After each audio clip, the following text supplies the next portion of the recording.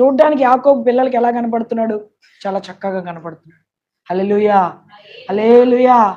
కొడుకులకి కోడళ్ళకి మనవ సంతానానికి చాలా చలాకీగా కనపడుతున్నాడు పైకి, కానీ లోపల ఏముంది?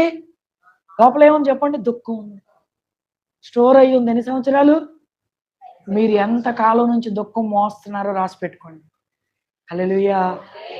యాకోబు జీవితంలో అద్భుతం చేసిన దేవుడు, యోసేపు జీవితంలో అద్భుతం చేసిన దేవుడు, అబ్రహాము జీవితంలో అద్భుతం చేసిన దేవుడు. ఒక మాట చెప్పనా, నీ గుండె లోతుల్లోకి నువ్వు బాగా ప్రేమించే వ్యక్తి లోపలికి వెళ్ళి చూడలేడేమో, కానీ నీ కొరకు ప్రాణం పెట్టిన ఆయన లోపలికి వెళ్ళి చూడగలుగుతాడు. హల్లెలూయా. మనిషి గుండె లోతుల్లోనికి దేవుడు ఎందుకు వెళ్ళగలుగుతాడో తెలుసా? ఆయన స్వహస్తాలతో మనల్ని చేసుకున్నాడు. హల్లెలూయా. నీ దుఃఖం ఎక్కడ స్టోరేజ్ అయి ఉంటుందో ఆయనకి తెలుసు. ఆ ప్రాంతాన్ని తడతాడు ఆయన, అక్కడ నుంచే నీకు నవ్వుని తీసుకొని వస్తాడు. అదే కదా దేవుడి ప్రత్యేకత అంటే.